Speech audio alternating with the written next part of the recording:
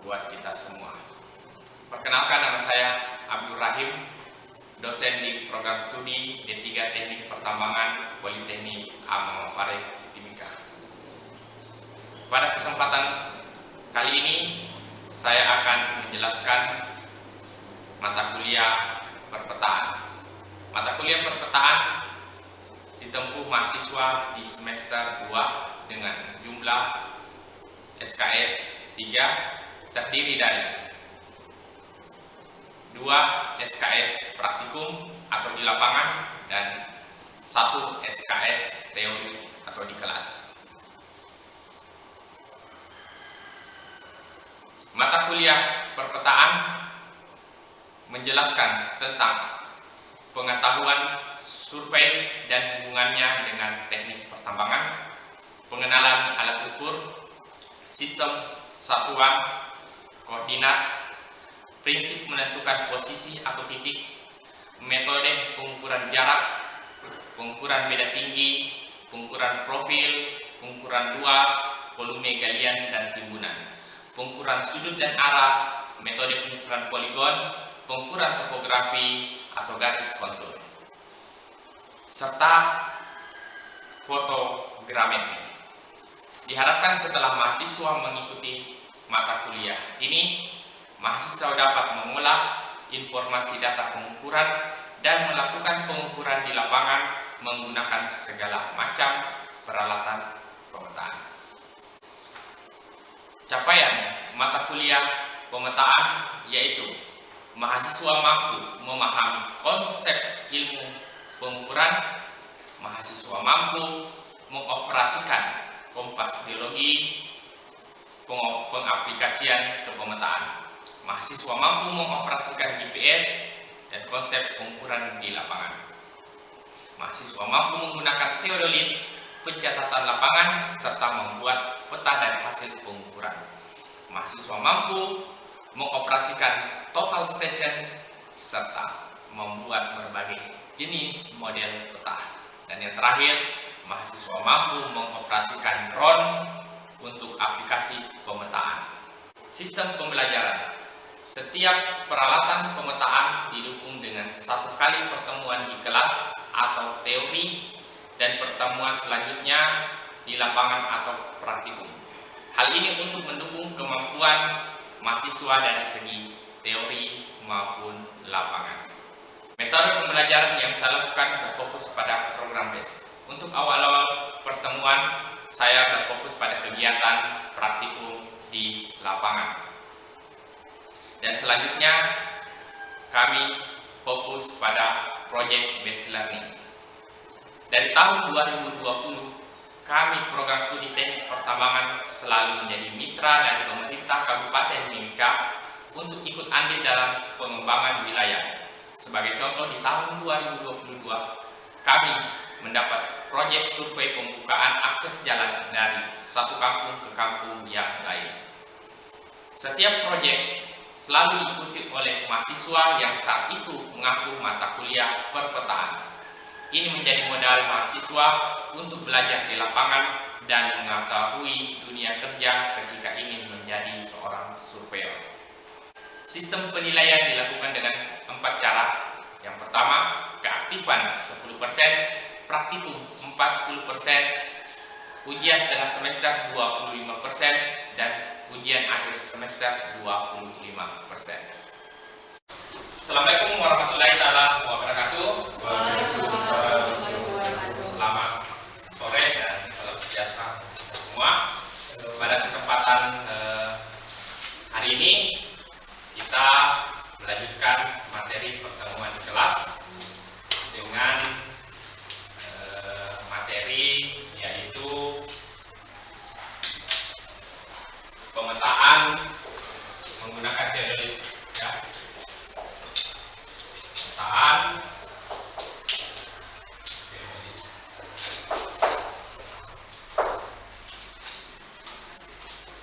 sini ada yang sudah pernah menggunakan teodolit sebelumnya? Belum. Tapi udah pernah baca-baca tentang materi teodolit? Gak apa-apa.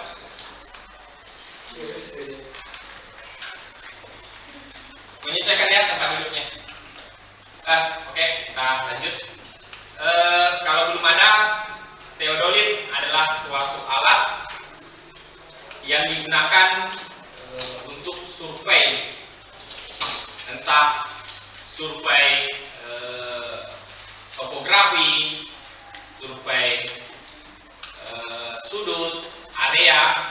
Tapi kalau spesifik di tambang, alat teodolit atau alat pemetaan lainnya digunakan untuk kalau awal-awal pembukaan tambang, yaitu survei, topografi, pembukaan lahan, pembuatan jalan tambang, itu semuanya.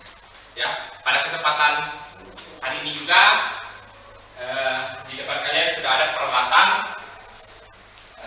teodolit, terdiri dari satu buah teodolit, satu buah statik, dan satu buah rambu ukur.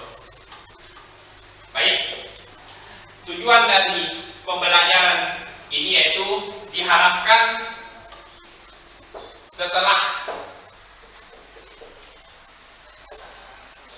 pertemuan teodolit, mahasiswa mampu menggunakan peralatan teodolit. Kemudian mahasiswa mampu membuat peta berdasarkan hasil pengukuran teodolit. Jadi yang pertama, setelah materi pemetaan teodolit, diharapkan kalian mampu menggunakan alat ini. Ya, menggunakan alat ini. Kemudian yang kedua, mampu membuat peta berdasarkan data pengukuran teodolit. Karena output dari materi maupun praktikum ini nantinya adalah peta, entah itu peta topografi, peta pengukuran jalan, atau peta pengukur luas lahan. Baik, untuk lebih lanjutnya saya akan mempraktekkan bagaimana cara pengukuran menggunakan teodolit. Sebelumnya nanti kita ke lapangan untuk praktikum. Ya, saya bawakan materinya. Yang pertama, ini adalah statik atau tripod. Bilang penggunaan ini juga harus menggunakan teknik khusus. Kalau di bidang datar itu menggunakan penggunaannya cukup mudah, tapi ketika di bidang miring kita harus menggunakan teknik khusus. Ya. Nah, tapi berhubung kita berada di bidang datar, hal yang harus kita perhatikan adalah bagaimana mendirikan alat ini secara cepat dan tepat. Ya. Sesuai dengan porsi superiornya. Jangan sampai nanti berdirikan alat ini tidak sesuai dengan tinggi superior, nanti membungkuk atau nanti menjinjit. Nah, itu tidak disarankan. Nah, adapun teknik untuk mendirikan tripod yang benar ketika berada di bidang datar adalah pertama, lepaskan truk penguncinya. Ya, setelah lepas, tarik statik ini ke arah dada kalian, ya, sesuai dengan dada. Kalau sudah sesuai dengan dada kalian, kemudian silakan kencangkan lagi, kencangkan, kemudian silakan dibuka, ya, sudah sesuai. Ya. Untuk kelebaran dari kaki-kaki statik ini nanti disesuaikan, jangan terlalu rapat, jangan terlalu renggang juga. Ya. Kenapa saya bilang katakan begitu? Ketika terlalu rapat nanti ini alatnya takutnya jatuh. Ya, kalau ketika terlalu lebar nanti kesandung kaki. Ya. Kalau sudah seperti ini, nah, hal yang penting, pastikan ketika kalian mengukur suatu area harus ada titik ikat atau patok yang ada di bawah. Dengan ketentuan jangan patok yang pindah. Ketika patok pindah, itu kalian sudah menyalahi aturan. Yang pindah itu statiknya. Jadi tinggal sesuaikan saja. Jangan ada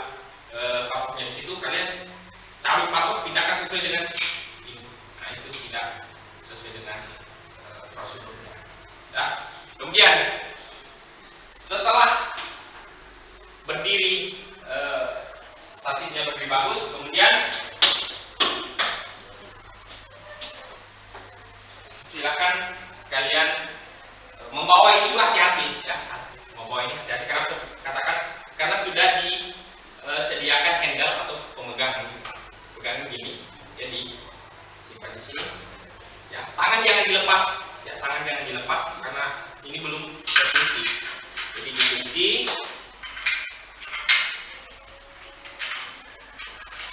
Kalau dikunci, silakan kalian, hal yang pertama kalian lakukan adalah centering atau membuat alat ini berdiri dengan tegak lurus. Ya, jadi tinggal dilihat aja, terdiri atas dua nivo. Ya, ada nivo mata sapi dan nivo tabung. Ya, tinggal disesuaikan.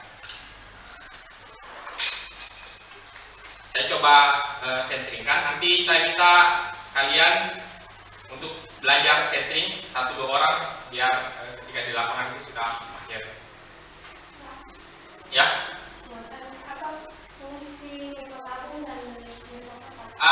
Bagus. Saya langsung jawab saja ya.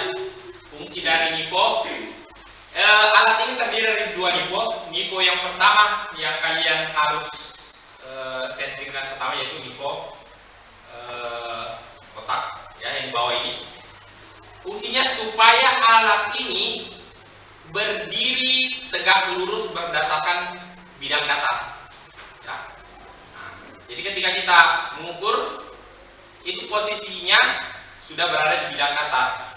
Ketika berada nivonya tidak sesuai atau tidak masuk pada tengah-tengah lingkaran yang ada, itu pembacaannya akan berbeda ketika alat ini benar-benar centering.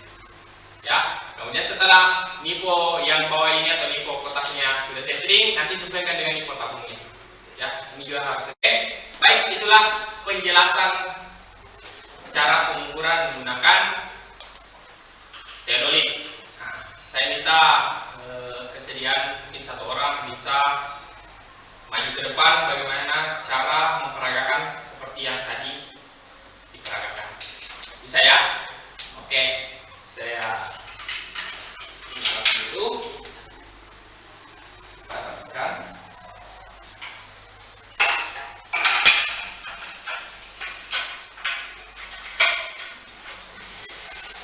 Oke, sampai bersedia. Oke, boleh. Kevin. Topi dibuka topinya ya.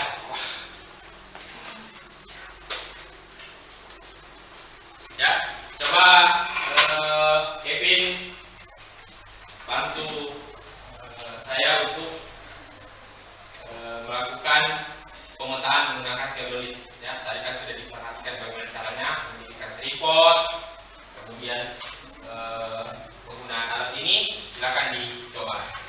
Silakan.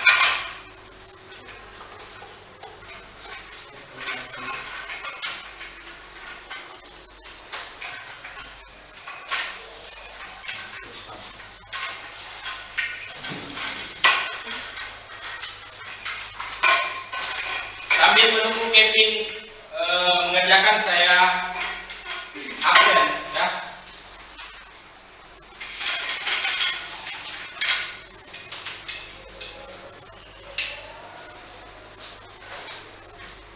Claudia, Emma, Gita, Ozi, Gladys, Tri, Niatri, Menase, Melani, Adnan, Petrus, Kevin, Yansi, Topan, Prinus. Prinus belum datang ya? Miskal? Oke, 1 orang belum datang. Ya.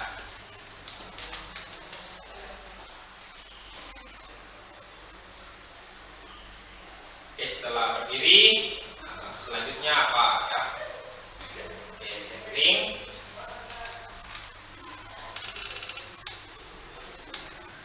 Jadi centering itu harus punya kemampuan khusus, saya katakan. Kenapa? Ketika kita mutar seperti ini harus diperhatikan gelembungnya. yang mana harus saya putar supaya gelembung itu ke arah tengah.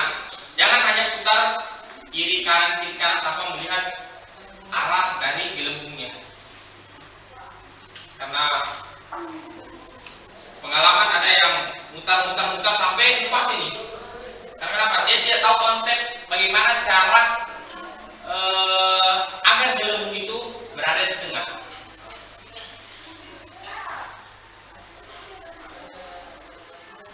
Oke, Kevin mengalami kesulitan. Oke, Kevin, lihat gelembungnya ada di arah mana? Lihat, gelembungnya ada di arah di depan. Nah, tinggal dua aja. Tinggal antara ini yang direndahkan atau ini yang ditinggikan. Ya, oke, sudah masuk. Ya, sudah masuk di tengah. Setelah itu apa lagi? Tadi. Setelah itu tinggal lihat teropongnya. Lihat teropong, dibuka teropongnya, contoh dibuka teropong. Longgarkan dulu ini skru kuncinya. Ini. Nah, kemudian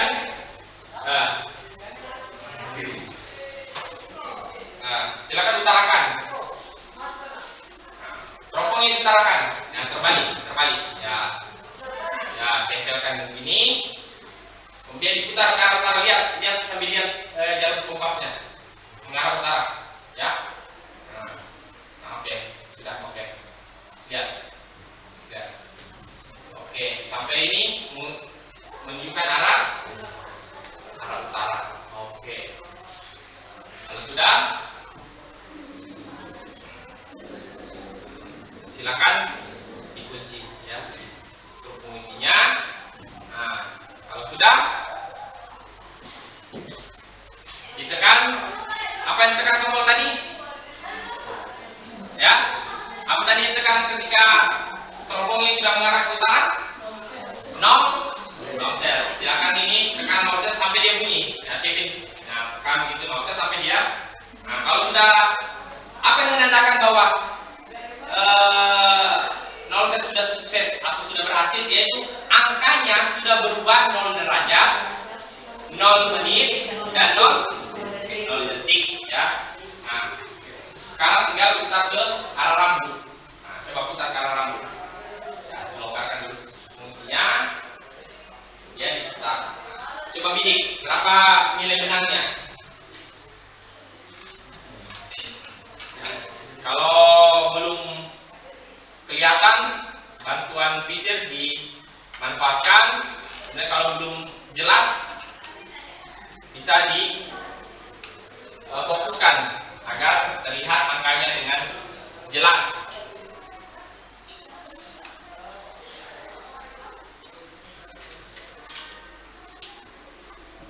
Bagaimana? Sudah kelihatan? Oke. Nah, kalau sudah, tinggal dicatat. Yang dicatat apa? Benang atas, benang tengah, dan benang bawah.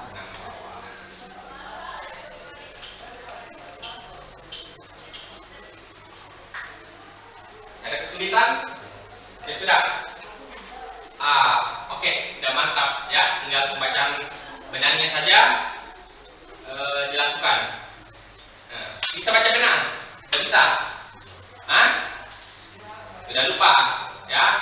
Nanti belajar lagi. Di sini ada yang sudah pernah baca benang?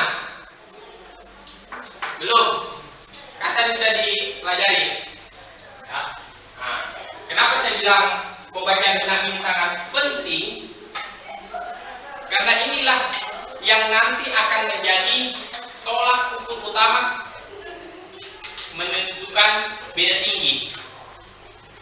Ya. Nah, ya. Sekarang Kevin udah bisa duduk. Makasih. Ya, saya fokus ke sini dulu. Takutnya kalian sudah pandai mendirikan statik, mengoperasikan ini, tapi ini yang kurang mampu. Padahal di sini rohnya yang utama ketika kita belajar tentang pengukuran menggunakan rambu ukur.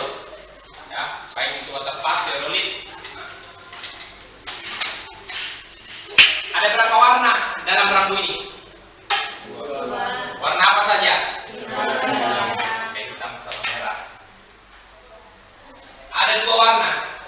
hitam sama merah. Kenapa dibedakan warnanya? Biar bisa membedakan nilai dari setiap warna. Hitam, merah, hitam. Kenapa demikian? Warna hitam yang ada paling bawah ini menunjukkan angka 100 cm. Apa yang menunjukkan bahwa dia 100 cm? Bahwa setiap balok-balok ini dari bawah sampai sini angkanya 100. 100 cm sama dengan 1 meter. Jadi yang warna hitam ini nilainya 1 meter. Kemudian yang merah juga 1 meter. Kemudian yang hitam di atasnya 1 meter. Ya. Jadi Pak menyebut tentang waterpass nih. Jadi kalau teodolit sama waterpass itu yang membedakan antara kedua alat itu apa Pak? Oke. Waterpass dengan teodolit apa bedanya? Kalau waterpass pembacaan rambunya sama menggunakan baku kurir ini. Tapi kelemahan dari waterpass dia tidak bisa mengambil jarak miring atau bidang miring. Tidak bisa gini. Dia goyang ini, dia hanya teropongnya datar aja, dia tidak bisa naik turun. Itu kelemahannya. Ya, kelemahannya ketika kita berada nanti mengukur di bukit atau di pegunungan, bisa mengukur tapi kesulitan, akan banyak pindah. Tapi kalau menggunakan teodolit ini, kita tinggal arahkan saja teropongnya ke arah rambu. Nah, contoh di atas kita tinggal begini. Pada kesempatan sore hari ini kita akan melanjutkan materi pembelajaran kemarin yang di kelas. Sekarang kita aplikasikan langsung ke lapangan. Sesuai dengan arahan, setelah dibagi kelompok, nanti kita akan mengukur luas lahan kampus 1 yang baru ini. Kemudian kita akan mengukur juga topografinya. Ya, paham? Nah, untuk lebih lanjut silakan kalian bekerja. Ini sistemnya kerja kelompok tapi asesmen penilaian kreatif bekerja tim. Baik, sekarang silakan kerjakan.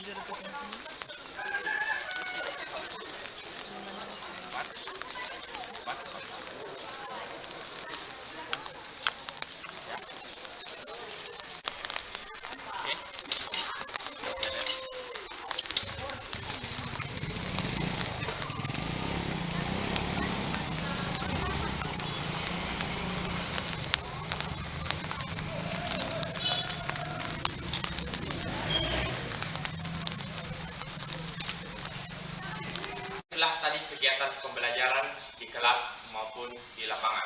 Semoga dapat menginspirasi. Lebih dan kurangnya mohon dimaafkan. Wassalamualaikum warahmatullahi wabarakatuh.